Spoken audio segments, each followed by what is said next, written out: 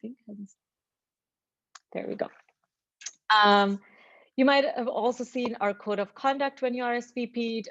Here's just a reminder about that this is a safe space for everyone and harassment of any kind will not be tolerated. In case you have any issues, you can message me in the chat or Fabian, who is my husband/intern for the day, husband beyond today as well, hopefully. And yeah, that's all we have as for the introduction. So we'll dig in and get started. I'm so excited to introduce our practitioners for today. First up is Mallory Feldman. Mallory is a student at the University of North Carolina, Chapel Hill, earning her doctoral degree in psychology and neuroscience with a formal concentration in quantitative psychology. Before coming to UNC, Mallory worked in psychology labs at Tufts University, Harvard University, and Northeastern University, studying diverse topics ranging from discrimination to emotion.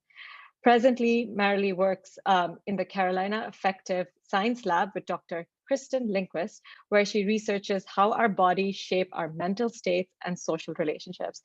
Mallory, welcome. It is such a pleasure to have you here. I am a big fan of your work, and it is so wonderful to share this space with you and with our community. I'd love to get started by asking you, was there a moment in your research and study where you saw a real connection to your own experience as a woman? This question is so hard, and not because there isn't one, but because there are many. There's a joke that research is me-search, and I definitely see that to be true in my case. Yeah, we say that academics tend to study things about themselves that they don't understand very well. So I think there are many. One moment that has stood out to me recently that I've kind of been exploring personally. So I feel like this is a safe space to say this, but so I have an IUD, which means that for me, I don't experience menstrual bleeding. And in kind of our society, we talk a lot about bleeding and cramping associated with menstruation, and we don't talk much about all of the other symptoms that tend to co-occur with those things. So things like swelling or bloating or aching, fatigue, sleep disturbance, a whole bunch of things, changes in appetite, all these things. And so I don't think before I got my IUD, I realized how important that visual cue was for me for bringing all of these things together and helping me kind of keep track of which symptoms were caused by this kind of normal biological process and which were being caused by conflict at work, conflict in relationships, anything else. And this is funny to me because I study how people make sense of their bodies and how they kind of feel themselves and make meaning of those feelings. And so, monthly, I would hit this point where I was like, dang, like work must be really hard right now. Or I'd look at my relationships and be like, what's not working right now? Because I feel awful. Instead of just, improving my sleep hygiene and maybe taking a Tylenol or being more careful about what I eat, all these things that I could be doing to take better care of myself, as opposed to looking outward and trying to fix my life in that way. And that was when I kind of realized that this pattern was emerging. I had this kind of epiphany moment, which was like, I should know better than this. But of course, no. Thank you, Mallory, for sharing that. It also reminds me of, how we are used to this daily rhythm, and some of the research has started to show that females also have a monthly rhythm that we don't necessarily pay as much attention to. So yeah, it's just a reminder for me also to think of like, well, we change from week to week every month, and I just never really give attention to that aspect. I just give attention to the 24-hour cycle. So yeah, definitely resonates. Thank you, Mallory. Next, I would love to introduce Nicole. Nicole Marie Gervasio is a Mellon Public Fellow and Penn World Voices Festival Programs Manager. A writer, teacher, and scholar, Gervasio has led creative writing workshops and seminars on human rights with a special focus on women's and LGBTQIA+ issues for audiences, including New York City teens, immigrant youth, incarcerated women, and university students. Nicole received her PhD in English and Comparative Literature with a certificate in Women's Gender and Sexuality Studies from Columbia University. Nicole and I actually met as undergraduates at Bryn Mawr College, where she received her BA in English. Nicole has been a dear friend for over 10 years, and I've been lucky to have her as a peer advisor as I navigate the women's space myself. So I'm super excited to have you here with Mallory today, Nicole. And I'd love to hear the same question from you. Was there a moment from your research and study where you saw a real connection to your own experience as a woman? Yeah, thank you so much for opening up with such a generous question to us both, Mansi and Mallory. Thank you for being here with me. I'm excited to meet you and the rest of you.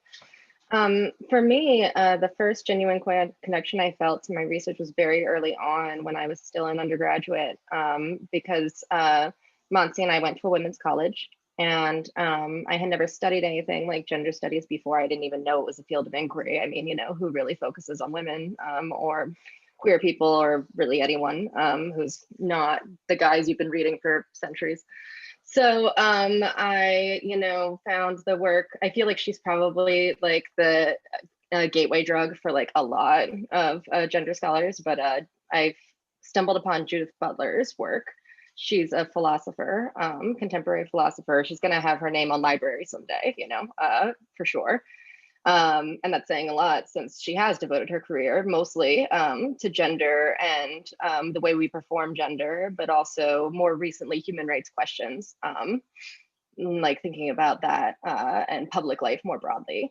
And the reason why she really struck out to me when I first encountered her work is because a lot of her early stuff is about the way we style ourselves after the way we want to be perceived and how we want to be read in public space. And she has this whole notion of like the fact that we construct and we co-construct something like gender. And if you've studied feminist theory or gender studies in this room, that's going to be like very basic to a lot of you. But if you haven't encountered her work, I highly recommend looking her up, because she does a lot of writing for the public sphere outside of academia. But anyway, when I read this whole bit about, how you can consciously style your dress and your language and your speech patterns even, and, how you show up to other people, I was like, oh, well, that explains why I've been so able to pretend I'm straight all these years. And so when I found her work, it really kind of created like a space for opening up about the intersections between my identity and other identities that I didn't feel were quite. I mean, being queer in a women's college is very heavily represented, but in a very particular kind of way. And I was like Catholic just recently, like coming out in a lot of ways. So there was that, and there was also social class. I'm a first generation college student and working class. And so her critique kind of opened up an intellectual space where I could engage those questions in a way that felt safe, because it was about critical inquiry and not so much about like me being in the spotlight. And that's definitely something I carried with me when I decided to continue studying these questions in my graduate degree. Thank you, Nicole, and thank you for being here and sharing that. So we've, as you know, come together today to think about the role that, or talk about and discuss the role that academia can and almost should play in the world, in the way that the world works and is designed. And really, actually, Mallory, some of your work, when I read that article you wrote about the way women's pain is dismissed and what our bodily sensations, how they should play a role in the way that we design for women. You really inspired this session for me. So I would love to maybe start with you and hear about, like, just open question. What do you feel should be the role of academia, and how can we bridge the gap that currently exists between academic research that feels really far away and unpalpable, and bring it into something much more practical, such as, at least in my field, design?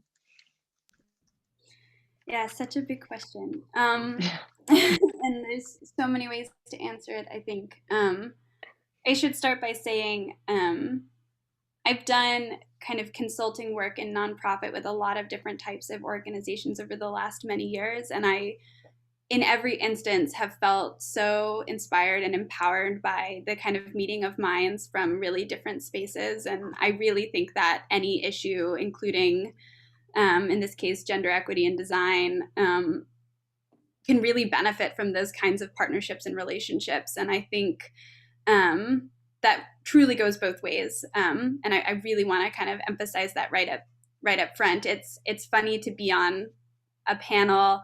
I do like, I'm excited for the opportunities to get questions and to have a conversation because really, I feel like in academia and in any niche of academia, we develop this kind of deep expertise that doesn't always generalize super well. So it's really helpful for us to meet with people who have really intense expertise in kind of any other issue. I've worked with folks who do storytelling interventions with displaced peoples or with yoga practitioners, like run the gambit. And in every case, I've learned so much from them. And maybe more than I've provided back. But I really do think these partnerships are really mutually beneficial. So I just want to pitch for the value of kind of these relationships and partnerships. And I say that to start because you talk about challenges, and I really do think partnerships and relationship building are the first kind of step to overcoming some of the challenges to interdisciplinary work in general. So there tends to be, so I come from psychology and neuroscience, and when we come in as consultants, there tends to be this like very weird implicit power hierarchy that is never productive when folks perceive us as, the experts. I always want to say like our expertise is like very specific, and everybody comes with a different way of knowing and a different expertise. So it's really kind of coming at it from a relational perspective that I think is one really important piece. In terms of specifically, I'll speak for psychology and neuroscience and design. One last preface should say I'm a weird representation of those fields because in some ways my work is a little out of the ordinary, I guess. I was trained as a peripheral physiologist, so I am a neuroscientist who cares more about the neck down maybe than the brain.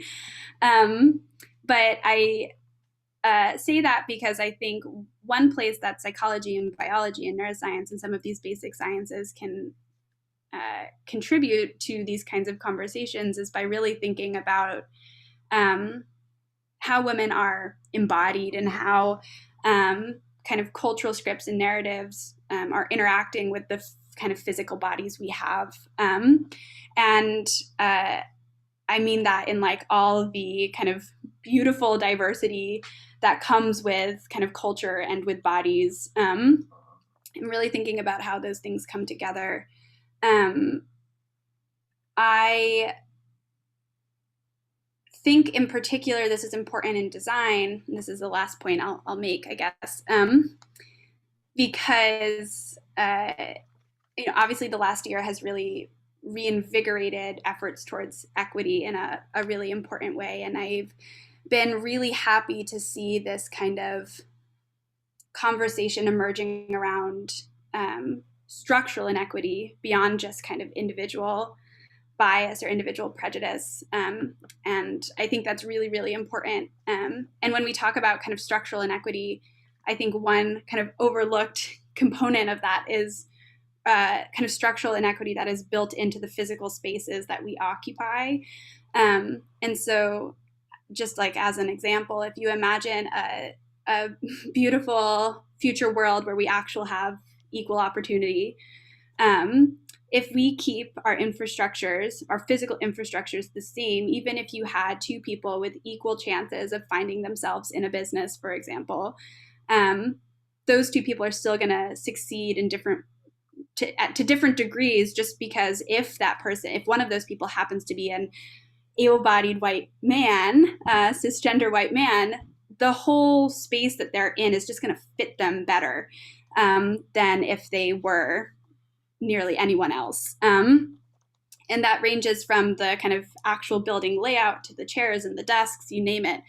And when you move through a space that doesn't fit you, that has a really direct impact on your mental state, your sense of belonging, your sense of fit in a space. And so you can replace, business with any kind of space. You can think about public parks. You can think about any kind of societal resource or product in this case. And if that product doesn't fit you, there is this kind of direct implication for your sense of agency in a space, your sense of belonging, your sense of fit or imposter syndrome, and all of these things are really, really important. That was a bunch of random thoughts, but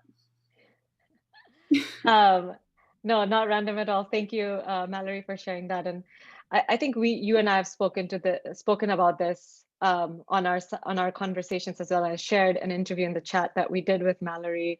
I think you helped me sort of formulate this a little bit more, the idea that it's not that we don't fit in the world, it's that the world doesn't allow our bodies to fit.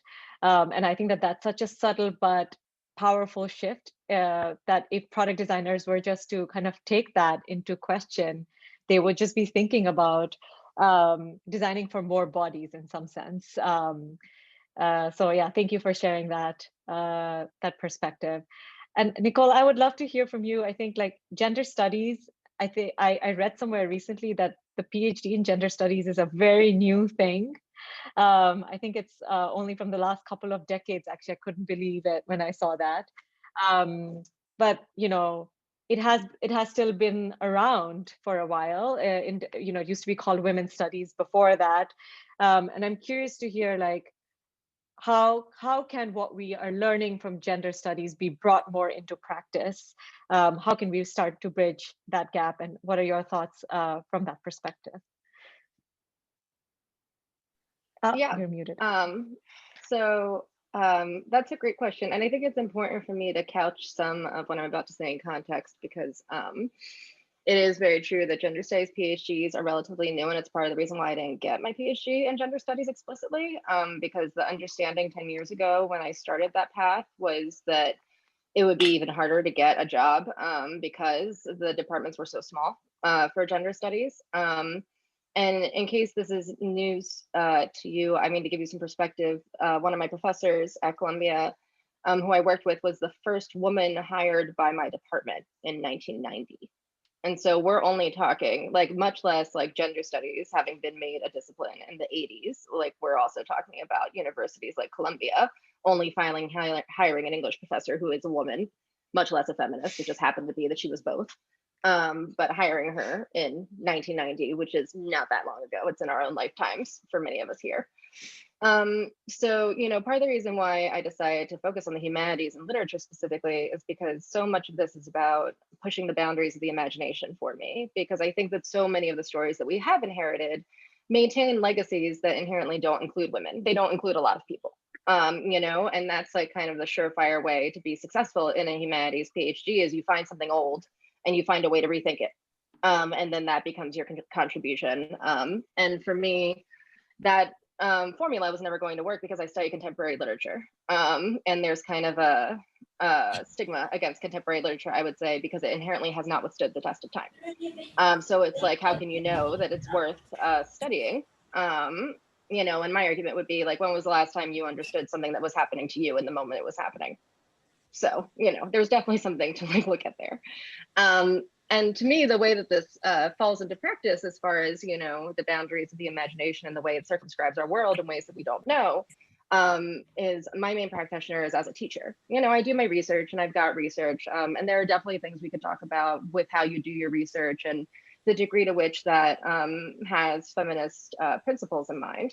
But for me, teaching, especially since I do so much general education as a person who studies literature, is really the main crux of it all, So by learning like a few tropes for ways that we can discern stories that we have absorbed without realizing and reproduced without realizing in ways that have caused harm, we can come up with new ways to design many different aspects of our world.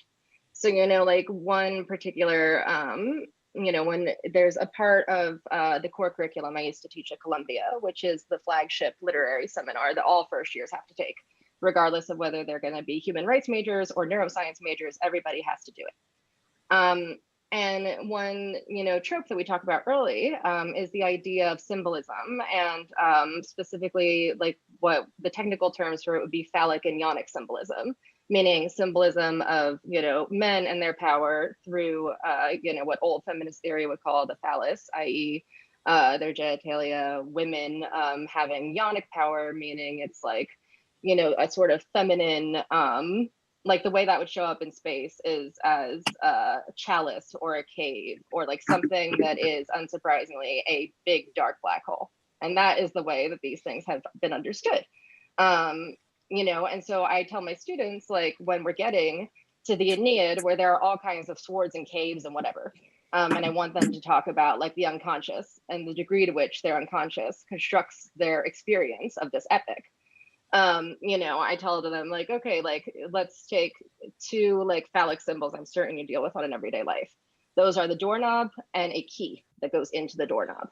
Both of those are phallic symbols because they both jut out from a, flat surface. They require penetration.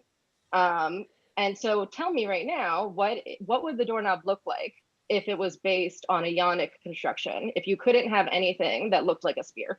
And what would the key look like if you couldn't have anything that looked like a spear? And how would those two things interact with each other?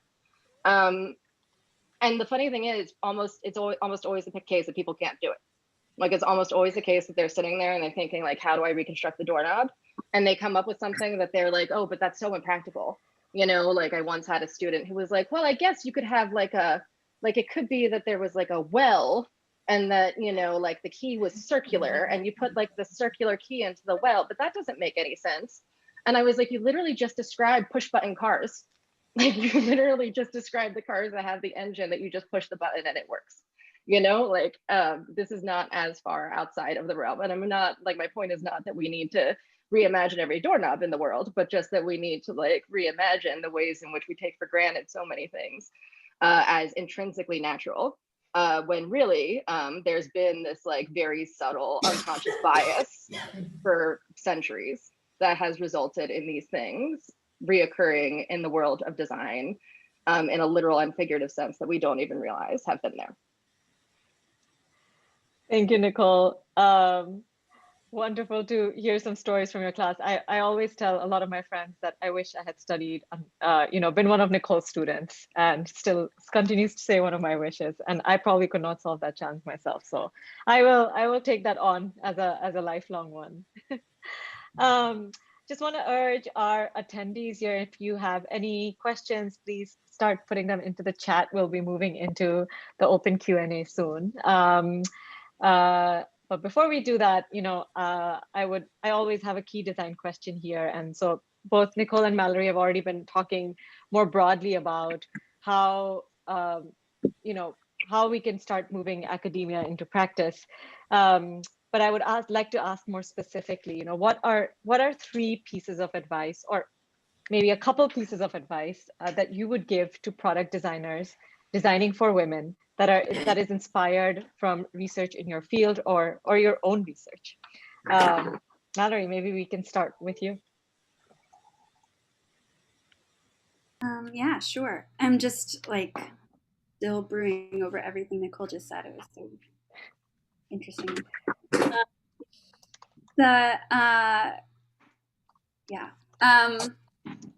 Sorry, as an academic in my space, I'm used to hearing something and sitting and thinking about it for a really long time. So that's what I'm really tempted to do right now. But no, I think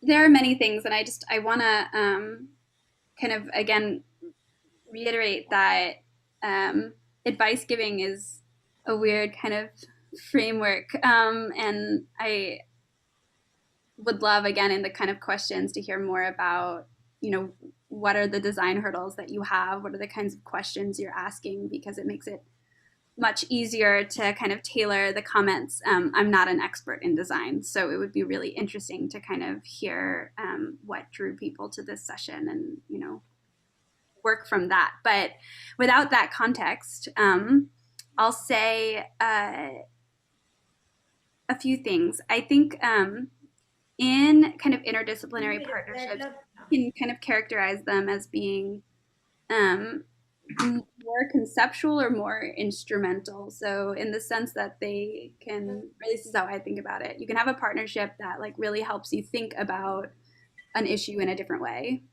Or you can have a relationship that is really focused on helping you build tools, or like a relationship where you're borrowing methods.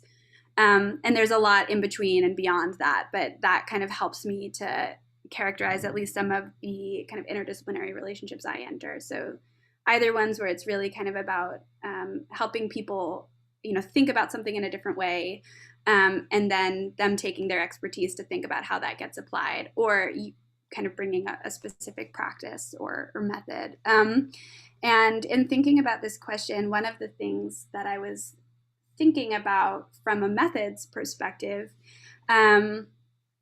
is kind of the history of community-based participatory research and qualitative study that is more rare in psych and neuroscience, much more pronounced in other disciplines, but is something that's becoming more and more popular.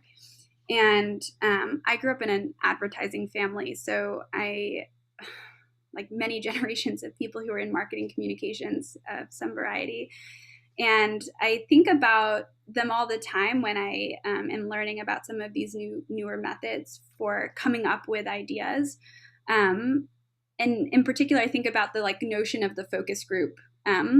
So when you're trying to come up with an idea, you're trying to do user experience research of any kind of variety, thinking about the kind of structure and design of those practices, I think is really important. And I think there's a lot of great literature in psych, but mostly in kind of qualitative studies of different specific issues, including gender studies, and also in kind of the more global spaces of public health and sociology and anthropology. But some things that I've kind of taken from that and applied to my research are, and I'm going to kind of reiterate some of the things that I said in conversation, which in that article that was dropped. But the idea that participatory research is kind of inherently open-ended. There's a kind of nuance that took me a while to really wrap my head around, which is bringing people in to help you figure out what the question is, as opposed to bringing people in to help you answer a question you've already defined. And I think this is really powerful because when talking about assumptions and the assumptions we bring, I think obviously there's an issue of representation. We want women in the room, but no single woman is going to represent women or gender diversity more broadly. And so even with our best intentions, we bring our assumptions into these kinds of meetings when we're defining the questions that need to be asked, when we're defining the issues that need to be solved. And so having kind of a general framework and bringing people in to help you, bringing people in who are representative of the population you want to reach, to help you define the problem in the first place, I think is a really kind of powerful paradigm shift. And then allowing for kind of open-ended conversation, because again, when you're defining the questions that are being asked, then you're inherently constraining the answers that you're going to get. And again, because each of us come with our own way of knowing and our own types of expertise, we can really kind of limit the horizons of what we can imagine when we kind of really constrain the context of conversations. And so that can be iterative, right? So you can start with a really open-ended setup and then kind of narrow things in more and more to get to an idea. But I think, I imagine this is true in the design world too, but as a researcher, it's very non-intuitive to sit down with people to help define a problem. Usually we go to the literature and we look at what's there, and based on that, we define a question that we're going to solve. And that's kind of the standards of academic rigor, right? You have to cite your sources. And I think this can be kind of problematic, right? When historically, these sources are biased. And I'm coming at it from the psych neuro perspective, work on the brain and just general peripheral biology is so skewed towards men. And we know really like so much less, relatively speaking, about women's bodies or diverse bodies more generally.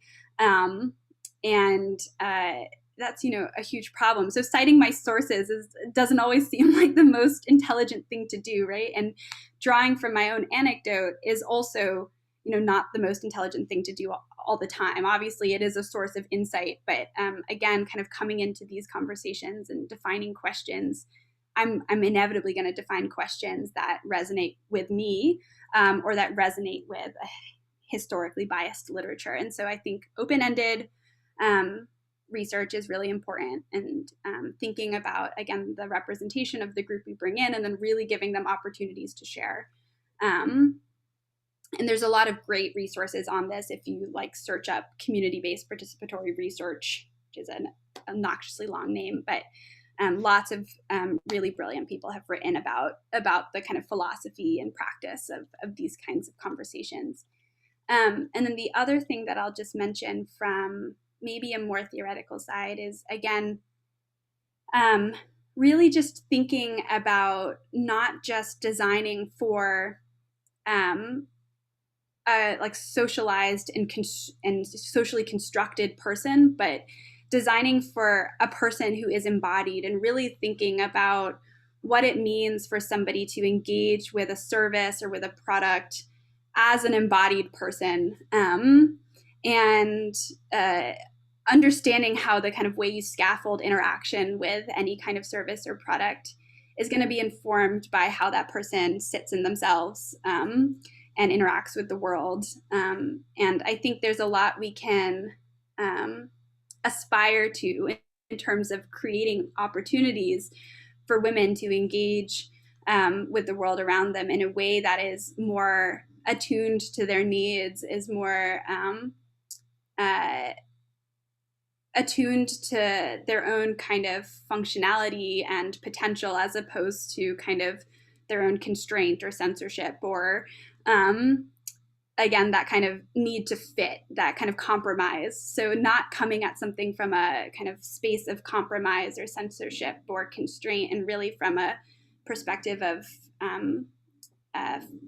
functionality, in the sense of kind of appreciating what the body can do, regardless of what the limitations or potentials of that are. Just really kind of feeling gratitude towards what the body can do, and leaning into what the body can do and what the potential is for that. And I think agency is a big piece of this, and there's a lot we could go into with that. And so maybe I'll just hold that there, and we can think more concretely about what that might look like in one of the side conversations. But those are a few things that I was thinking about. Thank you for sharing that, Mallory. I think two things that that kind of came up for me as you were speaking, especially when you said what the body can do. I remember reading, when I was first studying design, I remember reading this rant on user experience, where even though our hands are built to open jars, how phones only are using such little function of our fingers, we're only squeezing and swiping, even though they can do so much more. And the other thing that you mentioned about framing the question, framing the problem with the people rather than defining the problem themselves.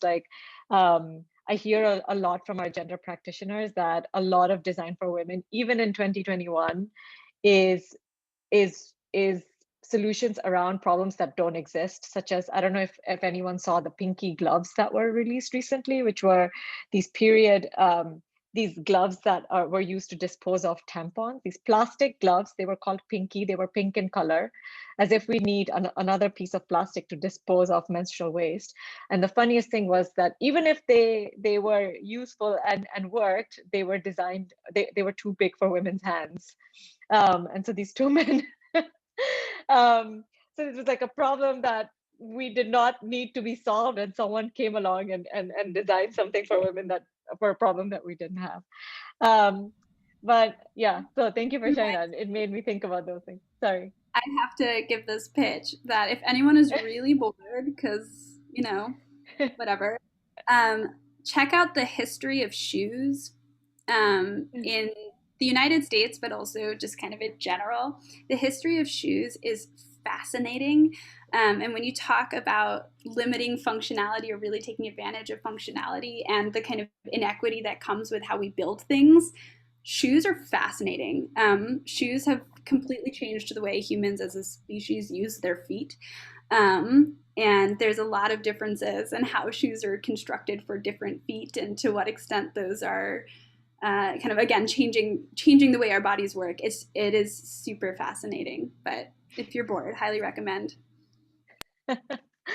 Thank you. I'm a shoemaker's daughter, so I should definitely look into that. Um, Nicole, I would love to hear from you. Is there some advice that you would give to designers that are designing for women, that has been inspired from research in your field? Yeah, the research in my field part might be a little bit more Or in your ambiguous, research. but right. Oh no, I was going to Your say, I don't know if research. my field is super relevant, but I can definitely extrapolate a few ideas as far as especially as far as like pedagogical like precepts, like how you construct the community, that kind of thing. Um, and that is definitely inherently informed by my critiques of power and gender as a women's studies person. But yeah, I mean, one thing that I definitely come to mind echoes a lot of the powerful stuff Mallory was just saying about participatory research, which is, becoming more receptive to feedback as a baseline for the ways in which you interact with the people that you're, constructing whatever it is for. Because I think that we don't realize that unreceptiveness to feedback, and this is something I try to tell my students all the time, unreceptiveness to feedback is inherently a patriarchal construct. Like the fact that you think you know everything and you think you did it like really well the first time, and now you're offended that someone else who is very deeply informed is trying to help you by telling you how to do it better. All of that is like a supremacist kind of notion that you just need to toss out the window if you're going to actually improve. Because so much of both academia and the world we live in is based on a scarcity mentality where you have to be the best, you have to be, the one promoted first, the one, like whatever superlative it is in your mind, you have to be it. And in actuality, that's not how groups of people thrive ever. No one wins when there's just one person who is constantly the standout hero. And in fact, that's probably why you see like quite a lot of heroes fall in all of even the classical literature, because humanity needs to learn its lesson. So that's one thing, that echoing the necessity of feedback as something that we not only open ourselves up to, but actively invite. The second thing I would say is that one size fits all never works unless your goal is to clothe the entire human population in a shapeless plastic bag. Because we haven't even talked about like the degree to which one size fits all universalist approaches never work for people who are of different races or different classes. Like this often happens that we focus on gender because it's our baseline as, a group of women identified people in the room. But the truth is all of that stuff gets even more flexible when you bring in other issues that may not be inherently a piece of your experience in the commonality of this room that we share, but are indeed inhibitors for your ability to access this or that thing. So like the way, something like that would play out in the real world is, having, I don't know, I can, like, we always spoke about the idea, take, for example, like all of those decks of cards that now exist for like, this is like the famous writer deck. Like you'll have like the famous writer deck, and then you'll have the women writer deck. And like the women writer deck is inherently a deviation from the norm, and the norm has Jane Austen in it. And so like learning how to design a wide scale of options without them being inherently discriminatory to each other, to me would be the greater goal, where maybe you have like one thing that does all the things you absolutely need to do for a female consumer, but then there are other versions of that thing that add stuff that you don't necessarily need, but could be relevant to your lived experience as a person coming from a particular identitarian difference, or even just like the limitations you have based on money or whatever it may be. The third and final thing that had come to my mind is like find someone who thinks exactly the opposite as you, and then figure out how to shore up every single element of the thing you've designed so that they cannot refute it quite as easily. The reason I say that is because my upbringing means that I have a lot of people in my life who think very differently than I do. And sometimes I find it to be completely infuriating. Sometimes I I end up in a situation where I'm just arguing with someone ad infinitum. But I also live in this bubble in New York where I realize it is an echo chamber. Everyone I know thinks the same thing. No one in this room is going to disagree that women's clothes should have pockets. And yet women's clothes still don't have pockets, you know? And so I think that to some degree, you have to think about who's going to be that opponent, you know, who's going to be the person who has the power to keep your stuff out of the public sphere. And how do you refute whatever argument it is, even if you think that they're baseless arguments? Like if they have power and authority that you do not have, then you need to figure out how to counteract whatever ability it is. And sometimes the ability that they have, the access to privilege that they have, is something that can even just verify, you know, your understanding of what the problem is or what the reality is. You know, like I have this kind of relationship. Like my partner is very different from me. My partner is gender non-binary and skews towards you know, masculine of center. And so they buy you know, men's clothing, men's shoes. Everything lasts longer. Everything has pockets. Everything is cheaper. Everything, like, they have to buy once and then not buy it again for like 2 or 3 years. And just being able to like see, you know, that kind of very banal comparison between my experience of the things I bought that had been designed for women supposedly versus the things that they buy that have been implicitly designed for men validates my understanding of what's happening here so that I don't feel insane. And so that I'm like, no, like actually, no, now I do have proof that indeed this is like cheap and wasteful, even though it cost me $70. So yeah. Thanks, Nicole.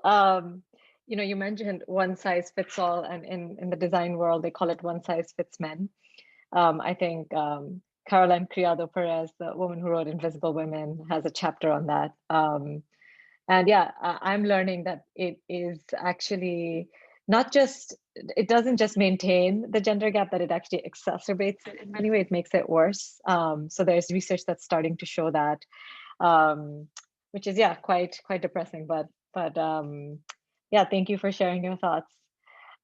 We have one question from the audience before we move into the breakout rooms. Marwa is asking, when did you first recognize that the world around us is not designed for women?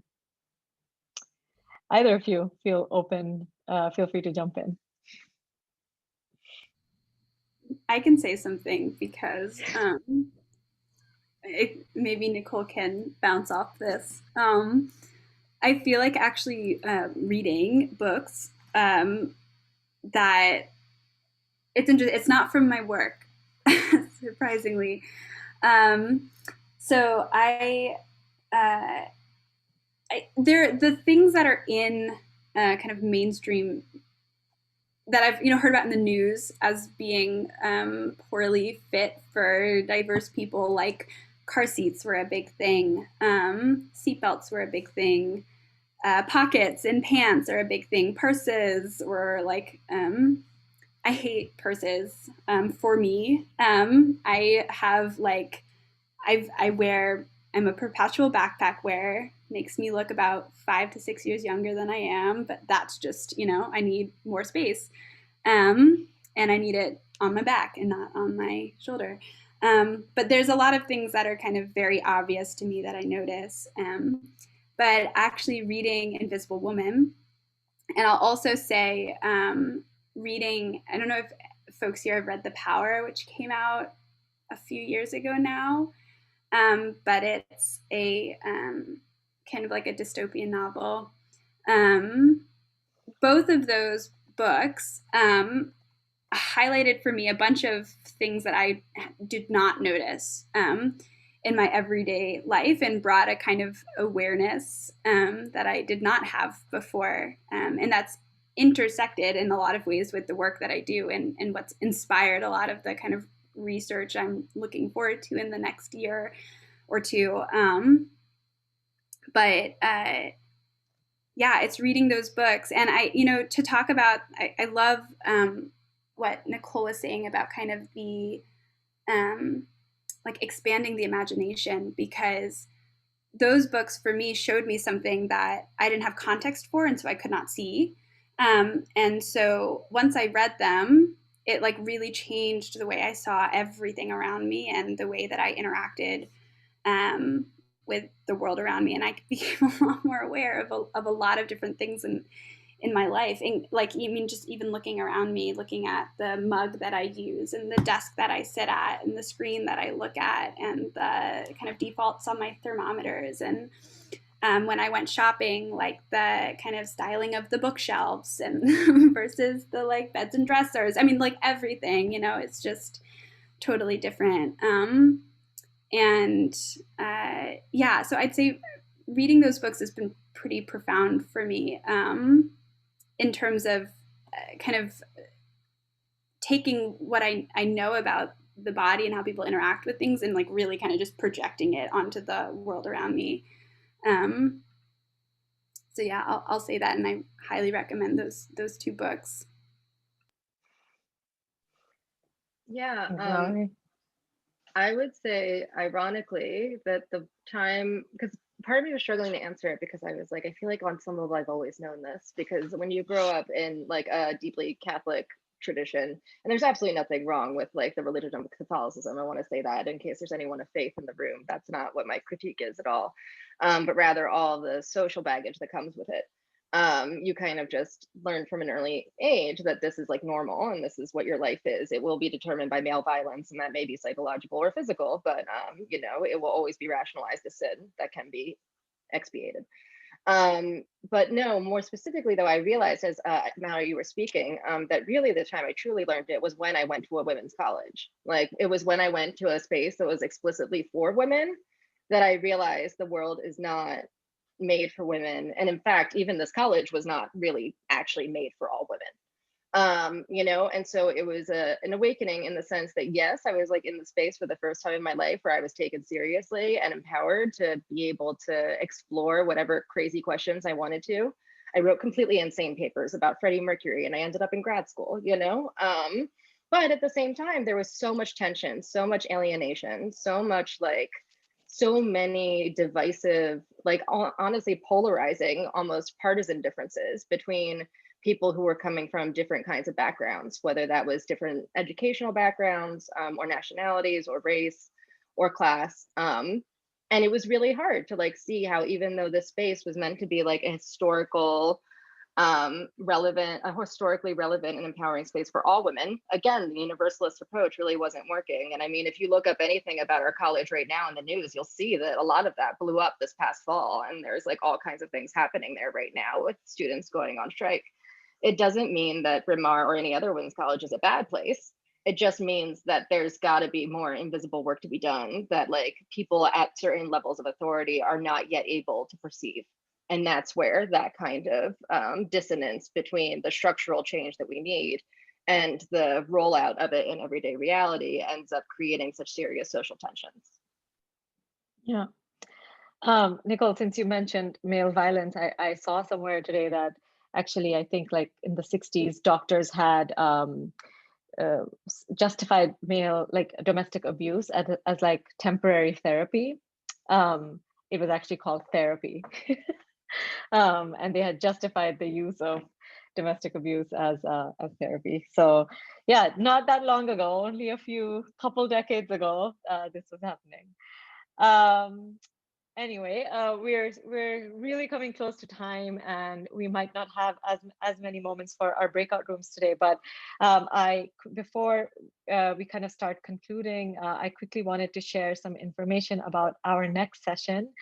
We're taking July off, but we'll be back in August with two wonderful women who design programs for girls in Africa. I've put the RSVP link into the chat in case you're interested to join that session. We'll be talking with two incredible women about designing agricultural and educational programs for young women in Africa. I want to take a moment to thank Nicole and Mallory. It was so wonderful to have you here today. Thank you for the work that you do and sharing your thoughts with us. You are a key part of helping us create a Design for Women practice. So thank you for being here. For those of you who do have time to stick around, we'll skip the breakout room sessions for this time because we really don't have any time remaining, but I'm happy we'll be sticking around and keeping the Zoom room open for a few more minutes. So feel free to stick around. And if you have to hop off, no worries at all. Practitioners included. I know everyone has a lot on their plate. And if you are leaving us, definitely send us a little note in the chat with your takeaways from the session. And thank you so much for being here. Have a wonderful rest of your day. Cool. Thanks, everybody. Yeah, thank you both so much. I knew this was going to be a great session, and it was. I have, when I was going back over the prep sheet you gave us, I was reminded of a book that I read in college that I think you would like.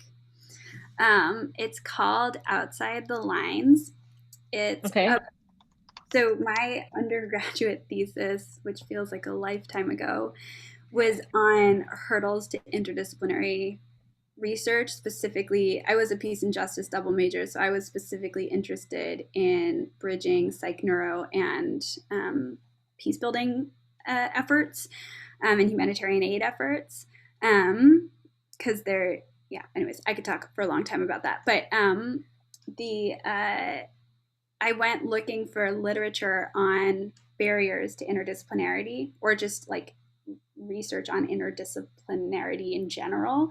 And I stumbled on this book, which is like, I think it's available as like a PDF online or something.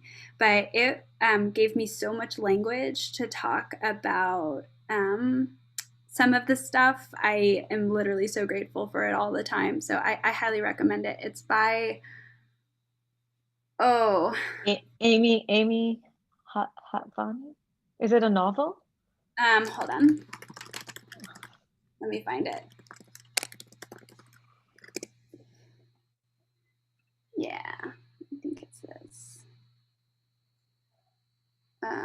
Hold on. Sorry, it's like the benefit and curse of being at an institution is I have to log in anytime I want to access an article. Hold on. While you're doing that, Mallory, I'm really sorry, guys. I got to go because my mom called while this meeting was going on, so I have to go find out what it was about for my sister. Okay? Okay. But yeah, thank you so much for Thanks having so me much, here. Nicole. Thank you, Nicole. Okay. Thank you, Nicole. Bye. Nice to meet Chat you. with you soon. Bye. Okay, Bye. bye. Okay, yes. It is this. Outside the Lines, Issues in Interdisciplinary Research. It's so useful. Okay, cool. Thank you so much. Yeah, I was thinking about it. Yeah, the entire time I was looking at that sheet.